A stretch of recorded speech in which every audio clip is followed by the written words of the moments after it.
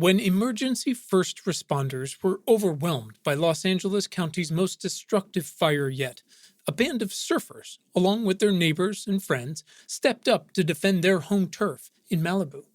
Their devotion to home drove them to show up for their community during the fire and for years afterward. And now, a model they call the Community Brigade program could change everything, leading to more lives and more homes saved during the increasing wildfires across not just California, but the world. Join reporter Adriana Cargill from KCRW, NPR's All Things Considered, Crooked Media, and more, as she investigates a wildfire story that is not depressing, but is, in fact, a clear hope for the future. Listen now to Sandcastles, an award-winning podcast about home, how we create it, and why we fight so hard for it.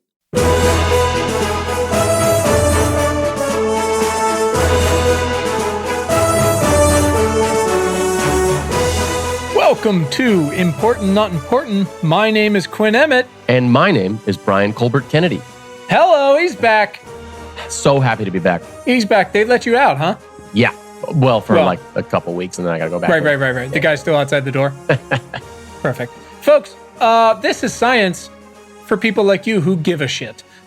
We give you the tools you need to fight for a better future for yourself, for everyone. The context, straight from the smartest people on Earth. That's not us, to be clear. To be very clear. The action steps, specific, data-driven, measurable stuff you can take to feel better and to support them. That is right.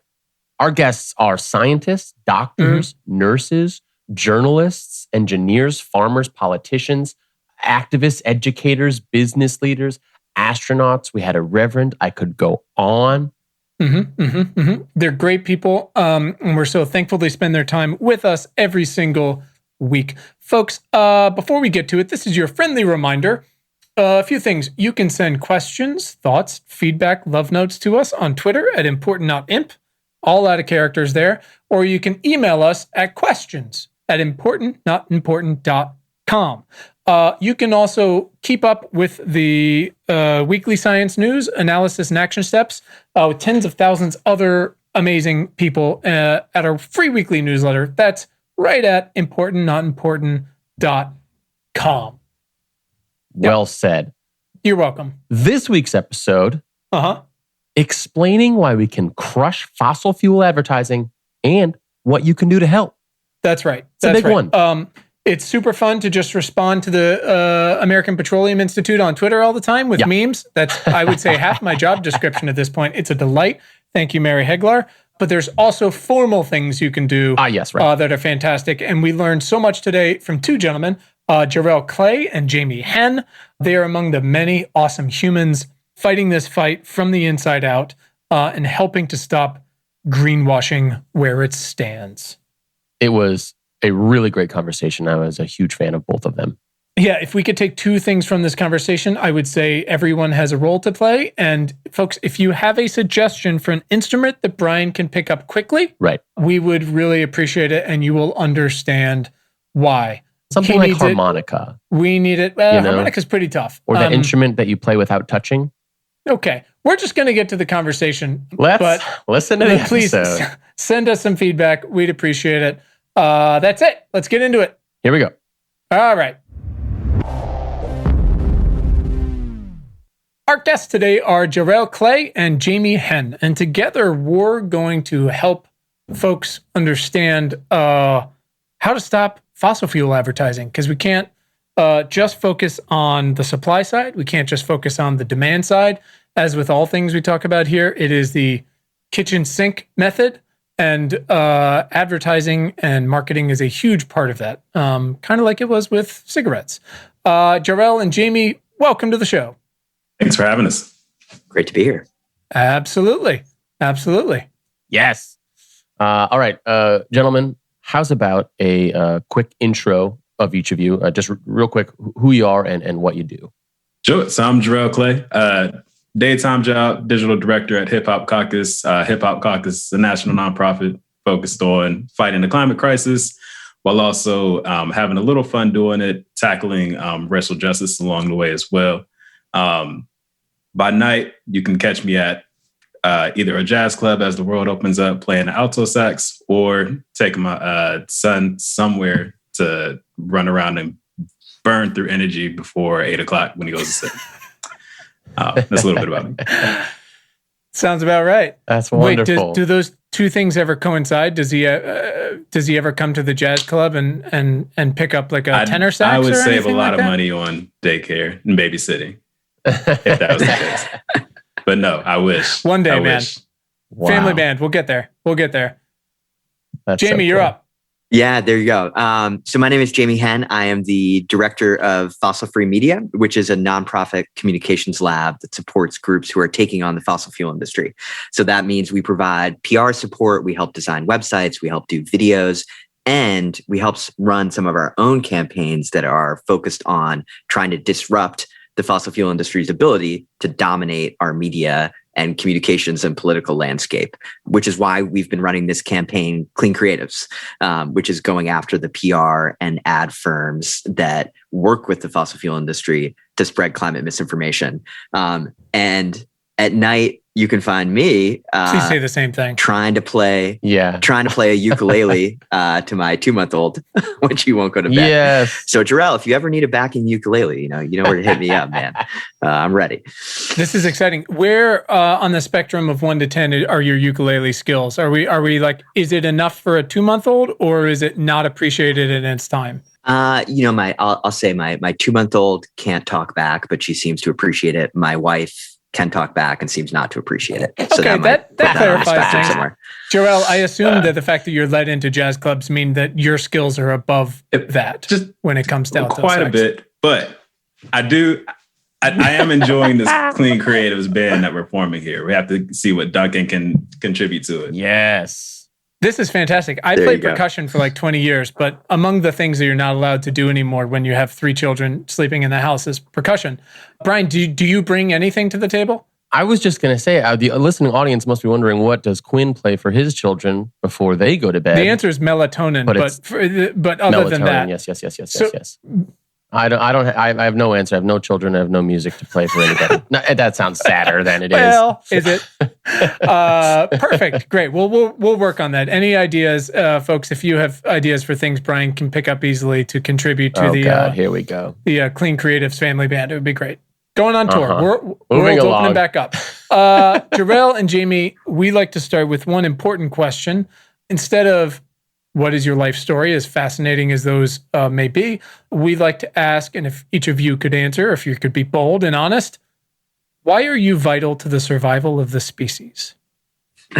Wow, I can take this one first. I mean, I think the answer is probably I'm not, but in part because I just was able to take a month off from work doing climate to be with that 2-month-old I mentioned, and the world seemed to keep on spinning when I was just staring into a baby's eyes.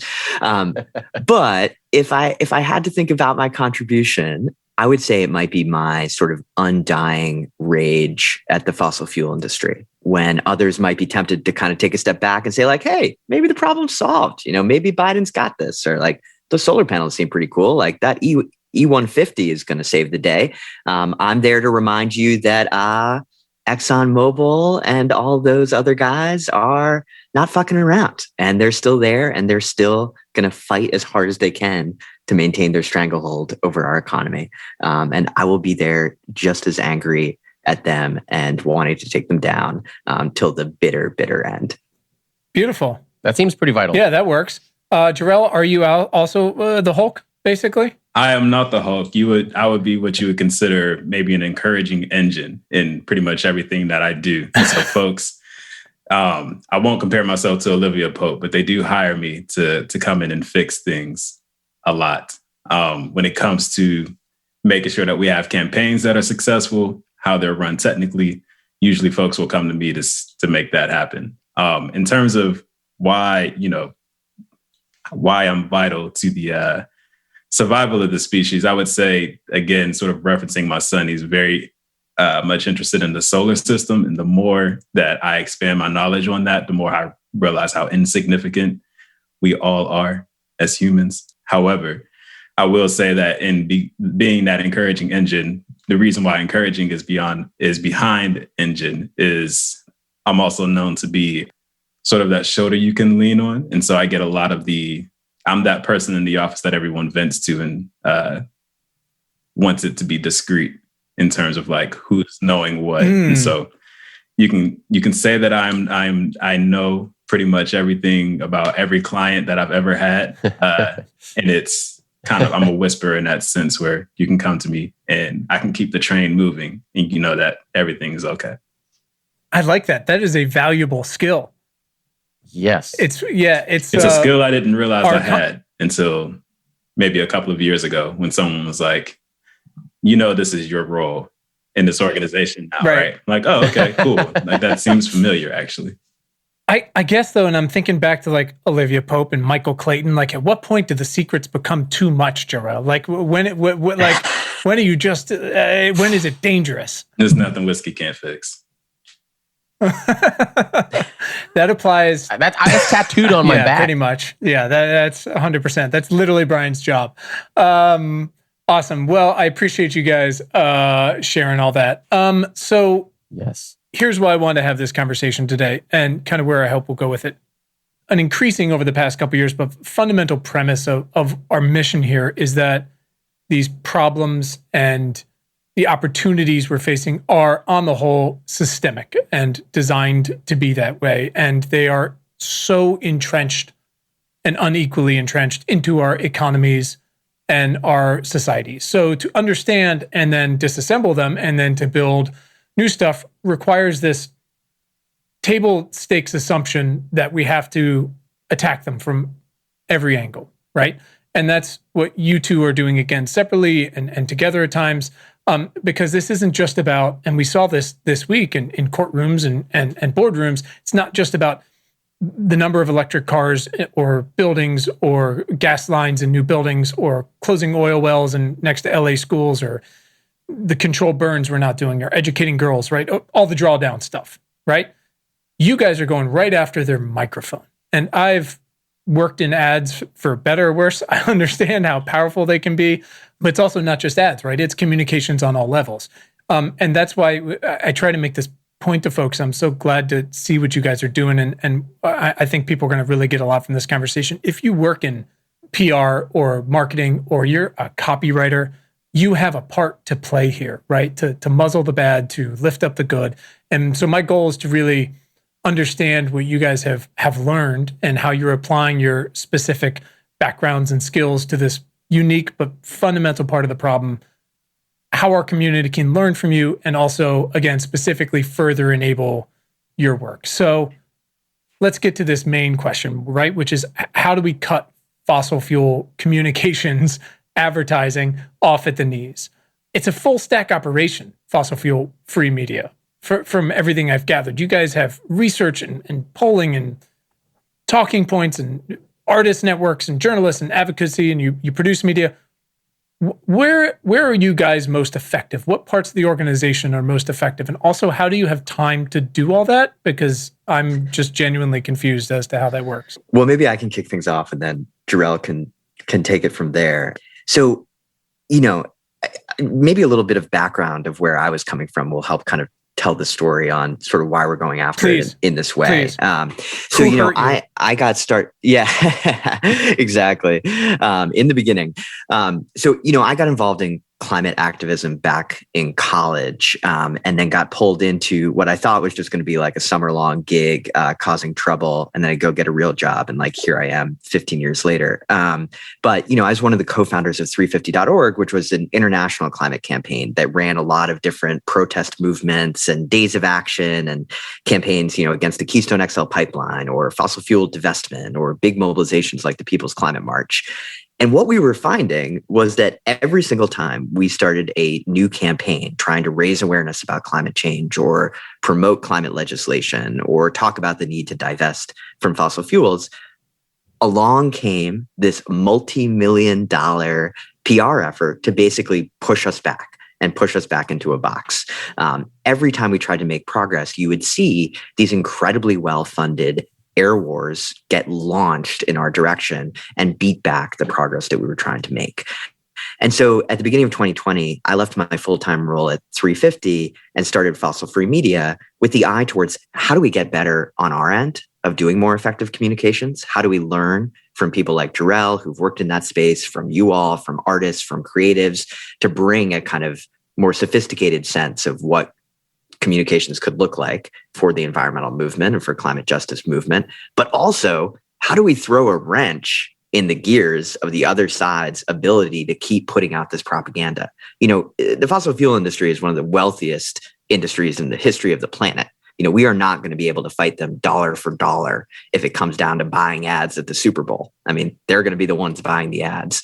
And so the only way for us to truly compete is to do all of the good grassroots organizing that we're doing, but also find ways to actually inhibit their ability to put this propaganda out. And so that's where the kind of piece of Clean Creatives came about, to say, let's try and strengthen all the good work that we do, but let's also, as you guys were saying, think systematically about how do we disrupt the industry's own ability to work with PR people and creative people to put this misinformation out into the ecosystem. So what did you guys lead with, I guess, when this whole thing first started, your way into it, like sort of building fossil fuel-free media? Where do you start with? Producing your own stuff, getting other folks on board, supplying materials? Where did you find the biggest traction getting off the bat? I think we started by really partnering with other organizations who were doing good work and seeing how we could amplify that. And that especially applies to kind of more frontline grassroots groups on the ground. I think some of the best work in the climate movement is happening at the grassroots. It is the indigenous leaders who are fighting the Line 3 pipeline in Minnesota. It's the crew in Memphis who's fighting the Bahalia pipeline that's going through there. But oftentimes those groups don't have the budget to produce a video or build a website, or don't have the connections to a New York Times reporter who's never heard of them and is obsessed with what's happening in the Beltway and isn't paying attention to northern Minnesota. So that's where we sort of find our role, which is trying to be that support system and also help people out. But honestly, we're a small creative shop in some ways. And so none of that work is possible without actually teaming up with folks like JaRel and the Hip Hop Caucus, who are actually out there campaigning, organizing people, putting out media, which is why when this Clean Creatives thing was getting started, we were like, a couple guys with laptops like sitting in their basement, is it going to make this happen? Like, we actually have to partner with organizations who have experience and have a base and are able to get messages out there. So it was awesome early on making that connection and saying like, hey, maybe this is a problem we can tackle together and find a way to put together a coalition of groups who are willing to kind of take this challenge of fossil fuel PR and advertising on. JaRel, I'm not sure how long you've been with Hip Hop Caucus. It feels like Reverend Yearwood has been saying climate justice is racial justice forever. How did you find your way into this? And what are your, again, besides Michael Clayton, Olivia Pope being the office secret person, which I'm also, side conversation, how does that work in a world of Zoom? Different conversation. How did you find your way in, and like where are you finding yourself most effective in sort of this particular campaign? So I found my way. Well, I have a dark past in terms of how I got into the climate movement. Please. And so I moved to DC in about 2010. And I was a graduate student at Georgetown.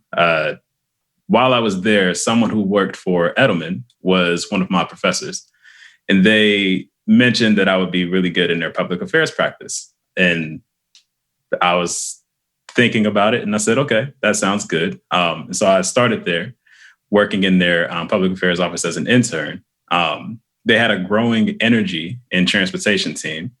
You can imagine the clients that were a part of that team. But they said they had a need for someone to staff a multicultural issue that they had with one of their automotive clients. And it was a full-time job. And I was like, okay, that sounds great. Let's do that. I then learned that also came with the responsibility to manage accounts for some trade associations in energy and oil, as well as some big oil clients that Edelman has on their Rolodex, which we can get into a little bit later. But yeah, as an intern, I had a pretty good grasp on Edelman's like markets and energy practices and what they deemed critical. Those markets were pretty similar to where I grew up, the Youngstown area in Ohio, Allegheny County area in Pennsylvania, which includes Pittsburgh. And we kept pushing, messages about economic stability and jobs, which seemed like, and also some messages that seemed like a nod to energy efficiency at the time. So I initially thought, and I think what Jamie picked up on as we were creating this campaign is that there are a ton of creatives in that space that feel like with the sustainability work that they're actually doing good, but they don't really talk about the other side of the work, which is a trained skill. And it's our job as communicators to tell that story that serves the interests of the clients. What we don't say is the greenwashing, which we'll also get into later, that the fossil fuel industry is notorious for, given that their highest priority is not saving the planet. Their highest priority is profit, right? Our team is pretty good at Edelman for getting in front of the national story and kind of ignoring or dispelling narratives that Jamie and team were putting out in 2011 and 2012. And so in not repeating the oppressors' talking points, right, we were able to serve these narratives to communities that wanted a sense of hope and wanted a sense of economic prosperity. After a while, once I fully realized exactly what I was doing in that moment as a 22, 23-year-old PR practitioner, right? I immediately got out and did some soul searching. It took me a while to get to Hip Hop Caucus, but a few years before Hip Hop Caucus, I opened a brand agency, which represented all types of progressive nonprofits and ended up landing a partnership with a platform called Action Network, which I became one of their preferred partners. Hip Hop Caucus was one of the accounts that Action Network had that reached out to me to do a web design, which is how I was introduced to Hip Hop Caucus. Worked with them, I should say, for about 2 years before they opened up a position for a digital director, which I then started there September last year. I was introduced to Jamie, I think a month later, maybe 3 weeks into the job. And they talked about this campaign and I was like, I think I might be the person you're trying to reach. And I know about 20 other people that you might want to talk to. And so that's essentially full circle how I went from essentially being the oil tycoon's mouthpiece to now trying to shut it down. But that's why it works, right? I mean, we've had so many conversations here. I mean, we've had conversations with, I'm like a pagan atheist monster, but I was a religion major. And so we've had on reverends and folks who work with Buddhists and Hindus talking about monsoons in India, whatever it might be. And when we get to action steps, a lot of time they're like, get out of the way and let us do our job, support us, whether it's contributions, whatever it be, because the messenger matters, right? And for the messenger to be most effective, they need to be part of that community. And that is the best way to build something that is empathetic and is effective, is to immediately, like you said, you're like, that's me. Like, I'm that guy. The people you're trying to reach, like to tell, like, stop doing this thing, that's me. And I imagine that has gone a long way to being, I don't want to put it all on your shoulders, JaRel, but I imagine it's been a huge part of like, how do we really position this thing to reach these people and convince them to stop ruining everything effectively? Absolutely. I think back to one of the op-eds I wrote while I was at Edelman, and it was just to give you a sense of how maniacal this system is. It came out around Black Friday, and think, Call of Duty, when it was very popular back in 2012-ish, there was a scenario in Call of Duty where a Cold War was brewing between China and the United States. And it started by a ban on Chinese exports of rare earth minerals, right? It took a scenario that was from a popular game during Black Friday, a time when everybody was searching for Call of Duty, a scenario where the United States needed to invest in this minerals mining from a sense of energy independence. Think about, the elections happening that year because it's 2012. They're trying to get President Obama out of the White House. And what happened and you can probably imagine who the client was that paid for the said op-ed about mining and minerals. That op-ed did three things, right? It ignored all catastrophic consequences that come from what NMA and its members have on the earth. It also intentionally omitted the fact that all of these solutions that they have for economic prosperity and being energy independent ignored all of the consequences that come to Black, Brown, and Indigenous communities as a result of their said innovation, right? But it also used, the third thing that it did was it used elements of pop culture, right, to convince folks that this is something that we are supposed to do, because they're essentially inundating it in like children, like, oh, look, this Call of Duty game even speaks to what we should be doing as a nation. It was probably one of my most successful op-eds, but it was also something that, I should say, let me rephrase. It was one of my most successful op-eds at Edelman, but it was also something that gives you an example of, without even referencing, you know, any of Jamie's campaigns, they were able to get this in the Wall Street Journal that like pushed this narrative that continues to sort of wreak havoc with folks like me who felt excited about, like, you know, being able to bridge the gap between pop culture and what we were working on, without even realizing how much damage that narrative did and still does to the work that we all do to try to stop the climate crisis. Wow. That's wild. That's wild. Wow. Thank you for sharing all that. I mean, we've all done work for big corporations and this and that, and everyone, they're all in the process of, or at least at some point now, they're aware that they're going to have to start doing things like measuring their footprints. And that is, holy hell, is it complicated? You know, and I mean, clean creatives, right? You're essentially going to these folks like yourself, or even folks that are a few degrees further, right? They're not directly writing op-eds, right, for Edelman or whoever it might be. And you're saying, look, you wouldn't work on tobacco, right? It's 2021. Why would you do this, right? Fossil fuel is that, but worse. It is, like you said, it is this greenwashing, which is so prevalent and so just such a huge part of our society. And I love this quote from your website, which the biggest part of any creative company's carbon footprint is the work you do for your clients, right? And it's just like the Bloomberg had the recent article saying that banks' biggest carbon footprint is the loans they make, right? It's not these enormous buildings that they're in. We need to electrify. It's something like they're 70 times as impactful, these loans that they're making. It's not just about solar on the roof of some data center, right? That's your scope. That's the easy shit for these companies to do. When you're like, Apple's 100% renewable, it's like, great, that's a bunch of data centers and shops and stuff. I'm sure that was expensive, but it's nothing compared to Apple or IKEA looking at their scope 3 emissions and going like, holy shit, what are we going to do about this?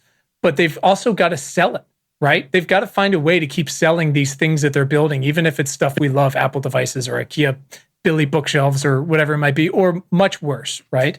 And that comes down to people. And like you said, you're like this 22, 23-year-old kid, like trying to make your way and build your way up. And you're like, I've got these skills, I can talk.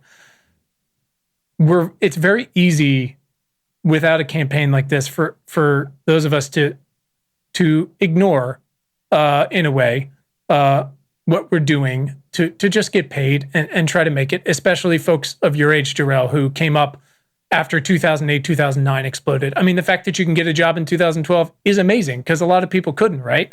And now the same generation's been through the same stuff. You can't buy a house, can't have kids, yada, yada. So it's understandable to an extent. Do you guys, what does the pushback look like from folks that are out there of your age or folks that are boomers that have been doing this forever and that are partners at some of these firms? What does the pushback look like and how do you work to overcome some of those things? Because I imagine some of these accounts are still huge. Yeah, I think that's exactly right. I mean, it's interesting because for many years, the fossil fuel industry really was funding climate denial. I mean, their strategy was very much to say, this problem isn't real. You know, the science isn't in, it's getting colder. There's going to be another ice age. And to be clear, folks like Edelman did some of that work for clients like the American Petroleum Institute. But I think over the last decade, things have shifted. And it's become even more insidious and in some ways even more dangerous, which is there are very few energy companies right now that are actually denying that climate change is real. In fact, when you go to Shell's website or Exxon's website, they say, we believe climate change is real and we're dedicated to solving the problem. We're committed to net zero. And so, you know, in many ways, that greenwashing that JaRel was talking about has become an even greater threat than climate denial was. Climate denial is easy to pick out. You say, oh, you need to stop lying about the problem. But telling someone, hey, actually, your company really isn't doing what they say they're doing, or maybe isn't as committed as you make it out to, is a little bit more nuanced. And I think that there are actually people still within the advertising industry that think, hey, we're doing a good thing. Like when I redesign BP's name and logo from British Petroleum to Beyond Petroleum, and I make it look like a green sunflower, like that's helping BP become a clean energy company. Lo and behold, 99% of BP's investments are still going into oil and gas development. Sure. But the guys in the boardroom are like, we're nailed it. We're killing it. And 99% of our advertising is saying we are build solar panels and wind turbines. And so I think what people who are there need to understand is that their intentions might be in the right place. They truly might care about transforming these companies. But if you're engaged in greenwashing one of these companies, what you're in effect doing is allowing them to continue to operate business as usual and hold back the type of government regulation and public pressure that would actually force them to change. Right now, the fossil fuel industry is just trying to buy itself time. Like they know the transition's coming, but they're trying to get as much coal, oil, and gas out of the ground before they get shut down as they can. And so all of these campaigns are kind of designed to be a stalling tactic or a tactic to try and get things like gas into clean energy packages by pretending that it's some green fuel and ignoring all of the methane emissions and everything else. And so I think it's important, one of the reasons we called it clean creatives versus like ban fossil fuel ads was to try and appeal to people to say like, hey, look, like you probably want to do the right thing. Like you might be, just have this job and get pulled in. You're not really our target. We actually want to recruit you to help you transform the industry that you're a part of. We know that you're not making the decision to go take the American Petroleum Institute account. That's Richard Edelman. That's the CEO. But if you work at that company, you actually have an incredible platform to try and transform that company and transform our industry to get them on the right side of this fight. Because we need people like JaRel. I mean, we need people who have these talents to come in. Like who've been there. Activists, I hate to say it. Yeah, activists like aren't always the best ad people. Like we just say things, like we tend to talk at length, as you can hear me doing right now. Like we just rant and rave and like hold our signs that say a million things on it. We need people that know how to like make slogans and make ads and be catchy, or we're just not going to win this fight. Yeah, no, I mean, I think back to, the folks, and I have a number of friends who really tried hard to stick it out for the first couple of years of the Trump administration, going like, I understand why you want me to quit, and I totally understand why a lot of people are quitting. I think I can do the best work from the inside to try to change things, however ineffective that may have been in the long run, right? And it's the same thing. And now, it's getting more complicated, when you look at what happened in those boardrooms, because divestment is so popular, whether it's on your individual level through, we had a whole conversation with Boris Kentov over Betterment and this incredibly detailed and thoughtful divestment plan that they've built for their climate portfolio, right? And him talking about how hard that really is to define. But at the same time, you've got groups that actively go, I'm still a shareholder, I know what the problem is, and I think I can make a difference from the inside. And then you see shit like this go, and this weekend, like that, it's not the game changer. It's not going to change everything. Exxon's not like building solar panels in your backyard tomorrow. But that's way more progress than we've had. And so it's really interesting. But I think, of course, advertising is more complicated because, again, you, JaRel, did not take this account. Like you said, Edelman takes this account, and your job is to do an excellent job of telling this message for this account. I've been there, I get it, but it's a little more complicated there. Like where you said, we need to convert these folks.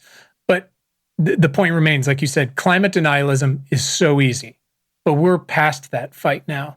And greenwashing is so much more complicated than it really ever has been, right? Because now we're getting into misinformation and disinformation. Yeah.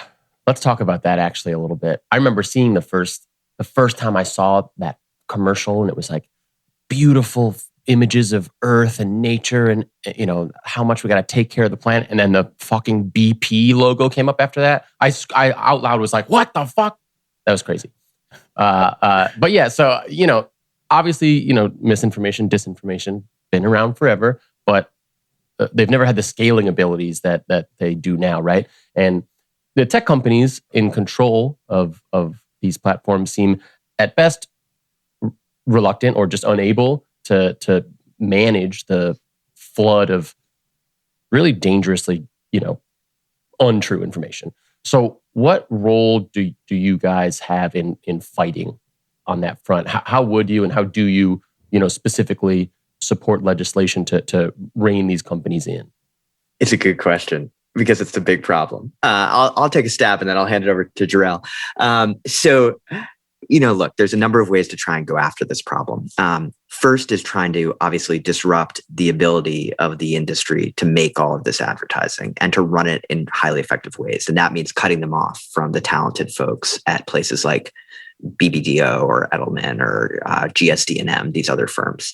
Second, I think, is actually really going to the platforms where all of this advertising is moving and trying to push for changes there. Facebook, Twitter, all these places say they're very committed to climate action. They even have a climate information, page on Facebook. But at the same time, they're allowing all of this misinformation and propaganda to flow across their platform to the point where actually during the election, Facebook put a ban on political advertising, which included all the different NGOs and organizations working on climate change. So the Hip Hop Caucus or 350.org couldn't put up a Facebook ad, but they allowed all the corporations to keep putting ads. So for 6 months, you had the fossil fuel industry running advertising that was very much political in nature, of course, but you didn't allow the environmental groups to do the same thing. So that's just one example, I think, of how these platforms have tilted themselves in favor of big corporations. And we're actually really pushing hard, Twitter and others, to say, just ban fossil fuel advertising. Just like you wouldn't advertise something that's dangerous like guns or tobacco on your website, where they do have policies. You should include oil, gas, and coal. More people are dying from air pollution from fossil fuels than from cigarettes right now. But you still allow these people to kind of push their product as if it's green. And then the third piece you mentioned is actual legislation and regulation. The US is far behind on this. Over in the UK, a organization called Client Earth actually brought a lawsuit to the kind of UK equivalent of the FTC, their regulatory body that looks at advertising. And they were able to get that agency to stop BP from running ads that pretended that BP was like a renewable energy company. Because they said, look, your investments don't line up with your advertising. This is false advertising. So there's a couple of interesting cases that are moving at the FTC level and at the state level to try and challenge the industry on the same front.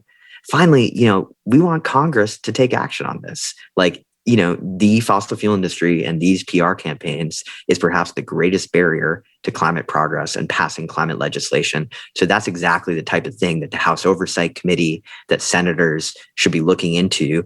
And we think that they shouldn't just be pulling the CEOs of ExxonMobil and Shell to come testify.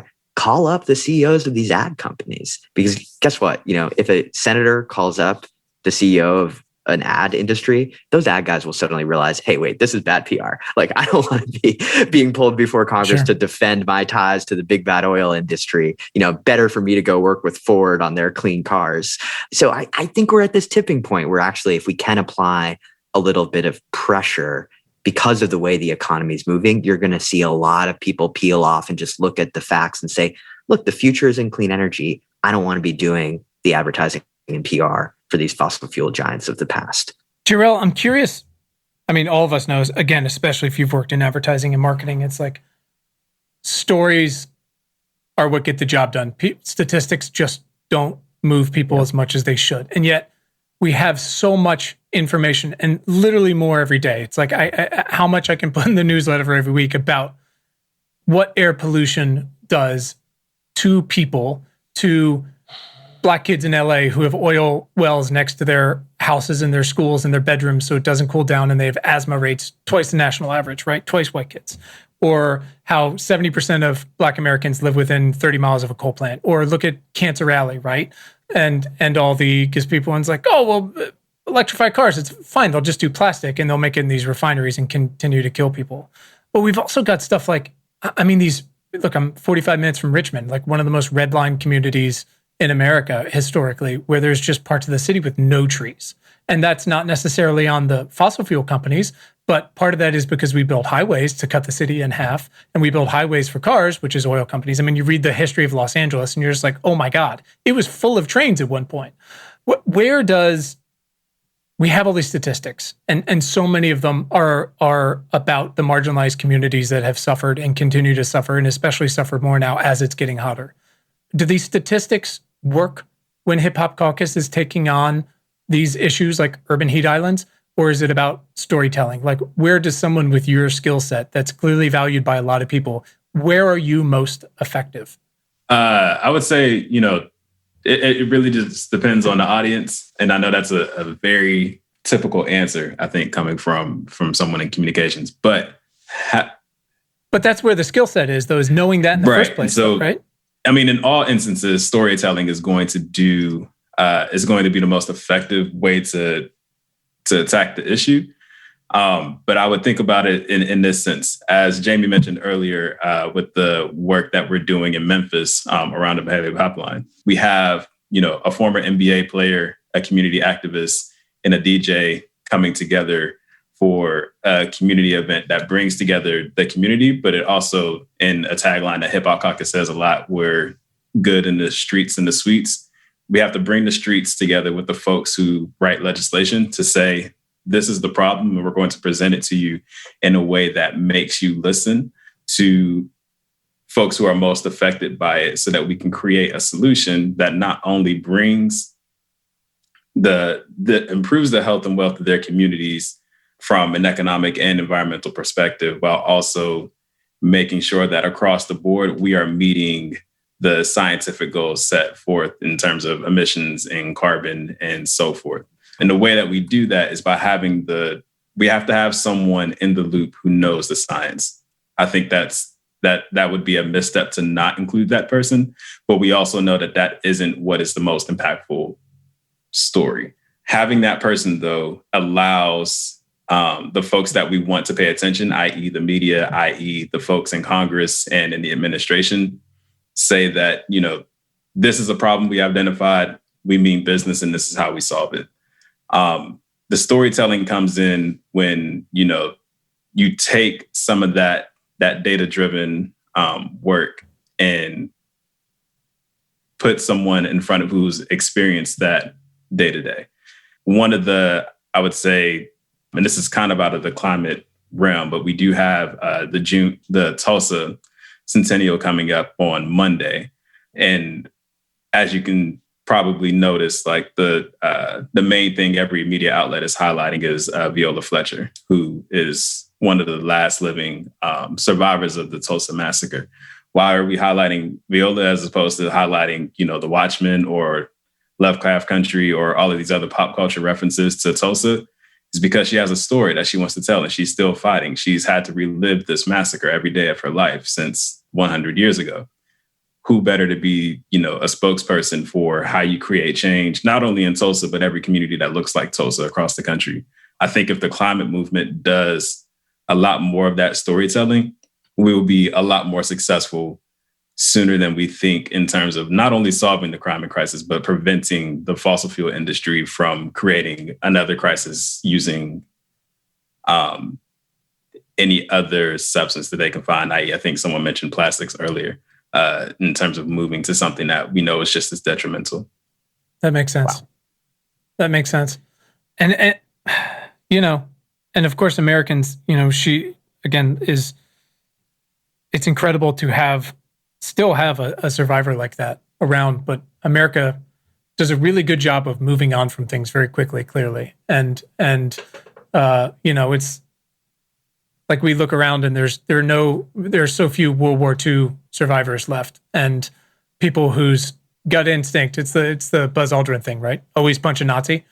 It's like that was a mindset for a long time, and now you see how many countries are just electing autocrats left and right because we forget very easily, and we all know we're obviously terrible about paying our debts. So I hope that she is able to tell her story, and that is effective, because Tulsa doesn't happen every day, but we've been doing it in a variation for 400 years now.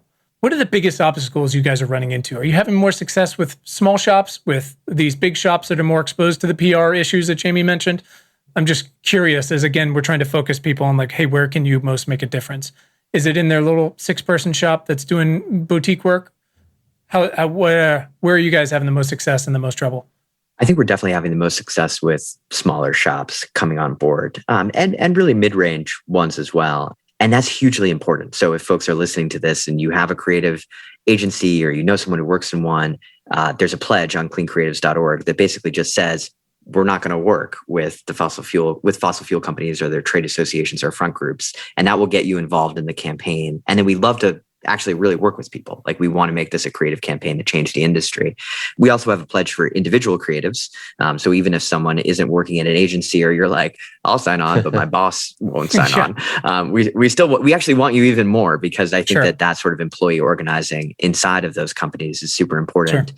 And finally, we have a pledge for clients as well. Like, we're signing up a lot of clients to say, hey, if I'm Rivian and making electric cars, like, why would I want to hire a PR agency that's also working for ExxonMobil? Those things are at cross purposes.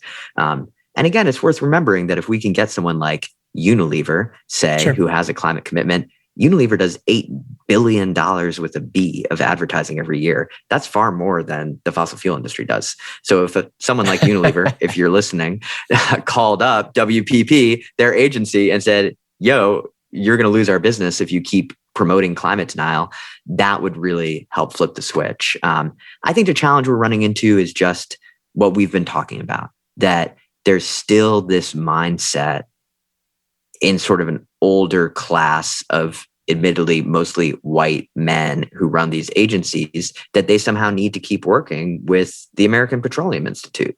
They're stuck in this old mindset of what the economy looks like. And these are the prestigious clients, is like winning ExxonMobil's bid. Clearly that's shifting. Like, we just saw that at the shareholder meeting where people basically gave the middle finger to Exxon's board. Sure. This economy is changing. And I think that that's the case we're trying to make to even those kind of dinosaur CEOs, is like, hey, look, if you want to be a modern agency that can attract talent and get people excited and get brands excited about hiring you, you need to actually make the shift. So we're hoping that this year we're able to pick off a couple of big ones, because, the advertising industry, just like a lot of industries, is so consolidated now that if we can get someone like Edelman or WPP to switch, it will pull the entire industry with it. And again, I guess our appeal to those people is they have a huge role to play. And, if they make that commitment, they'll be on the right side of history here and be part of telling the story of, the greatest transformation that humanity has arguably ever gone through. They should be the ones to help make that happen, not sort of defend the status quo, which is pulling our planet off the entire fucking cliff. Sure. We don't want to do that. Okay, got it. Hey, I know we've kept you guys for a little bit here. I want to make sure that we can get into action steps, because that's like our whole jam, before anybody has to go. So when people find your organizations and your campaigns, what are most people coming to you for? And where would you encourage people to start? And I don't just mean like this is a call for account managers or copywriters, but anyone who is in any position to require research and talking points about climate. What can they do? How can they help? I'll jump in first. JaRel, we're both like, oh, go. So I would just say, on the resources side, if folks are looking if you have a creative talent to bring, we would love to help pair you with grassroots groups on the ground who really could benefit from those. And so either at Fossil Free Media, which is really the larger work we're doing to support the movement, or at Clean Creatives, working on that campaign in particular, we'd love to plug you in. And we actually have a really great community of creatives who are helping advise, how do we reach out to the industry? What should our ads look like? What should our graphics look like? How do we do social media outreach? So we want to put your skills to work. Mm-hmm. Like, we need it. We need way more better, like, climate songs. Like, we were talking about music. Like, I'm writing stuff on my ukulele. It's not cutting it. Like, we need better musicians. What about so, like, an come and alto join sax? JaRel owes us a climate song. That's the takeaway. Just an instrumental album of climate songs. I am so here for. I do. JaRel, what about folks that haven't been converted yet, but you can still see the good in them? What's your attack point to get these folks on board? Yeah, I will say, and I'm going to send this episode to many of the folks that I'm going to call out, and so I hope you're listening. But the folks who have told me that they're super committed to it, but just can't say it publicly, I need you to say it publicly. I know that you have everything that it takes to commit to what we are putting forth at Clean Creatives. I know that the work that you are doing within your organizations and within your firms has shifted, and it's going to continue to shift, regardless of the decision makers within your firms. And I think now is the time to be bold about it. We find ourselves very much so making sure that we're saying the right things at the right times, the right people, so that we don't have our own sort of internal or individual PR failures. I think having the know with all the know when you're on the right side of history is going to be important and critical in 2021 as we move forward and move away from all of the work that we do within the agencies. One of the highest, I would say, highest priorities for any creative right now is to make sure that morally you are doing what you can to save the world around you, especially if you're contributing to the future generation by either adopting or having children, by teaching the next generation about any actions that you can put forth. And if you know anyone that I don't know outside of our orbit, recruit them too. The website is cleancreatives.org, and we want everyone who is committed to this work to be a part of it. God, that is so awesome. I love that. There are so many people out there that say they want to do this thing, and it's time. We can't keep hiding. Thank you, guys. I really appreciate that. We're going to put it all in the show notes, of course. Last few questions we ask everybody. And also, side note, and I'll email you both about this in the follow-up. If you have any other recommendations for awesome world-changing folks that you feel like we should have on the show, we love recommendations. That's where we get some of our best ones. Last few questions for you both. First time in your life when you realized you had the power of change or the power to do something meaningful? Oh man! Well, the first one that came to mind was we were trying to in college fighting a paper mill that was going to burn tires for power, which was like this terribly polluting thing. And I remember we had a smoke machine from a college party that we'd thrown. So we dragged the smoke machine in front of the one of the companies that was buying the paper, and we just emitted all of the smoke. Like they had to call the fire department. It was kind of a disaster, but they stopped the contract with the paper mill, and the paper mill decided not to burn tires. So another example of you might have some party equipment or some gear that you can put towards your activism and make a change. I like that JaRel spent so long explaining his the dark part of his life story, and you're like, listen, we threw a rager once, and we rented a smoke machine, and it turned out, hell yeah, man.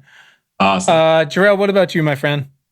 Yeah, I would say so. And this isn't anything that I did personally. My father, unfortunately, was a victim of police brutality some time ago. Ended up getting beaten in our front yard, dragged to the police station, and had to walk home about a mile and a half, naked after being held at the cell for 36 hours. This is in 2002. We didn't have cell phones at the time, so we had no idea where he was. But as a result of all that, maybe 18 months later, we won a settlement against the city for about $18 million. And then worked with the legislators in the city to create changes to the police department to make sure that doesn't happen to any other person. This was between Rodney King and Trayvon Martin, so there wasn't a lot of media attention on it. But it was a time that the local media was pretty much at our house every day. We had PR people coming to our house every day, lawyers trying to win the business and all of that. And I think throughout seeing all that, I realized that the only way, you kind of need this type of machine to actually make an effective, to be effective, I should say, in any sort of campaign for justice. And so seeing that, and I was about 13 or 14 at the time, I think seeing that at that moment kind of shifted pretty much how I looked at everything in life. It was either we're going toward liberation or we're going toward our death. And so that's kind of how I frame everything that I work on. That's wild. That's incredible. Thank you for sharing that. Who is someone who needs to get me more coffee, positively impacted your work in the past 6 months? Absolutely, hands down, Reverend Yearwood. Yeah, I mean, Rev's always a good answer to that question.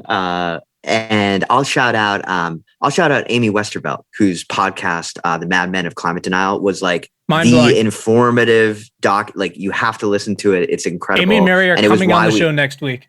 Yes. Well, it is like, listen to that episode, because that investigation was basically why we launched this campaign and has informed so much of what we do. And they are just incredible. And you should subscribe to their email, their podcast, anything they do. So they've been amazing. That's awesome. It's truly, it's easy to joke about, like Mary's shit posting, which just everyone has joined in on, but it matters. It's effective to stand up to these people even then, because if we're going to have these viral and targeted capabilities, and we have to turn them on them. And she's incredible. And what Amy's built over there is just mind-boggling. It's awesome. That's great. Brian, take us home here. We'll get him out of here. Of course. Yeah, guys, we always love this question. It's such a good, important one, I think, especially when you're dealing with and handling all the stuff you guys handle. What is your self-care? What do you do when it's time for you to take care of you? Jamie's just laughing. Do you not have any? Is that what a 2-month-old is? I was like, wait, being up with my 2-month-old at 2 a.m. crying. Do I have that? Are you just asking like progressively darker questions in your head? Like, I know, what is self-care? The ukulele isn't really the instrument to let out the tension. How hard can you go on a ukulele? No. Not that hard, huh? Yeah, you can go pretty hard. I love getting outside. I love, I getting out in the woods, going for a trail run, getting away from all of this stuff and social media and everything. I think we have to clear our minds and give ourselves a space to be creative. And so that recharging the battery is really important for me. Awesome. JaRel? Yeah, that space for me exists in the studio. And so in addition to alto sax, I have a trombone up there, and I also have a keyboard, like an 88 key keyboard upstairs that like I spend way too much time in my free time. But that is kind of where I zone out and create and continue to like center myself. I love that. That's awesome. Last one, Brian, then they're out of here. And then we'll let you go for real. We have a really great list of books that we've put together, recommendations from all of our podcast guests that we'd love to add your recommendations to. What's a book that you've read this year, maybe, that has maybe opened up your mind to a topic that you haven't considered before, or changed your thinking in some way? Something that was really, really effective. I'm going to list two. I'm cheating. I would say that feels right for you. A novel. Yeah, a novel, "The Cold Millions" by Jess Walter, I think. But it's about sort of labor struggles in Spokane, Washington, back at the turn of the century, and it's a good like novel, but also organizing read. And second, I always revisit "The Bully Pulpit" because I think it tells the story of how journalists worked with government to actually take down big oil. They busted up Standard Oil and shut them down. And so I think we have that ability today. And that's always good to kind of go back and think about how that got done. Awesome. JaRel, you can say sheet music if you want. It's fine. We know. So I'm going to mention one book, and one book because it's the only book that I read this year, which is it's called "All Boys Aren't Blue." It's by George Johnson, and it's essentially exploring masculinity in the 21st century and how we've navigated that from being raised by boomers to now being raised in the society in which we live now. It's a pretty interesting read. Awesome. Yeah, that sounds awesome. I'll definitely get into that. Guys, this is fantastic. Where can our listeners follow the campaign and you guys online? Cleancreatives.org is where you can catch it out. And that's the same for all the social media. And then I'm over at Jamie Climate, just shouting invective and propaganda. Shouting into the void at 3 a.m. Perfect. Shouting into the void. Awesome. JaRel, Twitter handles, stage dates, Yeah, I'll shout out Hip Hop Caucus. You can follow Hip Hop Caucus everywhere. Hip Hop Caucus, just spelled out just like that. Personal handles, I'll leave personal because it's I don't use them for work purposes. Deal. But if you want to follow all of the music and the kids and all of that, you can reach me at JaRel Clay. It's JaRel Clay, pretty much everywhere except for Twitter. I go by Jay, which I do not go by Jay. It's a college joke that has just lingered for the past. Very confusing, JaRel. Perfect. Awesome. That's great. Well, if you want to follow Brian, you can't, because every 3 months he changes the actual letters in his handle instead of the name. So it breaks every link on their website. You might be able to tell that it's very frustrating helpful for Quinn. Gentlemen, can't thank you enough for your time today. Everything you're doing on this very specific, very impactful fights you guys are doing so much. So thank you for your time today. Thank you for all of that. And yeah, we'll connect again soon. Let's keep kicking some ass. Sounds good. Thanks to our incredible guest today, and thanks to all of you for tuning in. We hope this episode has made your commute or awesome workout or dishwashing or fucking dog walking late at night that much more pleasant. As a reminder, please subscribe to our free email newsletter at importantnotimportant.com. It is all the news most vital to our survival as a species. And you can follow us all over the internet. You can find us on Twitter at importantnotimp. Just so weird. Also on Facebook and Instagram at Important Not Important. Pinterest and Tumblr, the same thing. So check us out, follow us, share us, like us. You know the deal. And please subscribe to our show wherever you listen to things like this. And if you're really fucking awesome, rate us on Apple Podcasts. Keep the lights on. Thanks. Please. And you can find the show notes from today right in your little podcast player and at our website, importantnotimportant.com. Thanks to the very awesome Tim Blaine for our jam and music, to all of you for listening, and finally, most importantly, to our moms for making us. Have a great day. Thanks, guys.